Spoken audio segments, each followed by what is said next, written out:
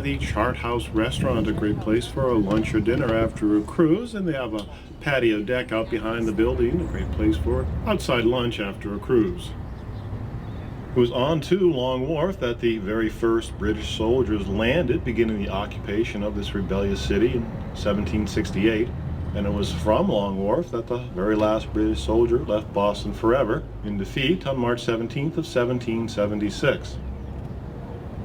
They marched down the pier. They were accompanied by some 1,000 civilian Tory loyalists, their families, servants, and furniture and goods, and they all boarded the ships here at Long Wharf, minus that furniture, and sailed out of the harbor forever in defeat on March 17th of 1776, a day still celebrated every year here.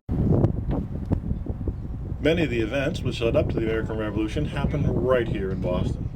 On one side now you see a brown steel bridge spanning the Fort Point Channel there. Much commerce once sailed up along Boston's waterfront there to deliver their cargoes. The world headquarters of the Gillette Razor Company is the entrance to Boston Harbor by sea through the President Roads. It's called the King's Roads in colonial days, of course.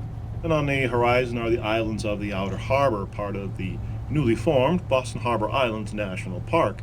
And you can take a boat out there to the side now. Over on our right side is Boston's Logan Airport, one of the busiest airports in the world here, averaging one flight a minute throughout the day. All the land under the airport is built on landfill as well. There were 3 small islands out in the harbor there at one time, which were leveled and landfilled between to create the 2,200-acre area of the present-day airport.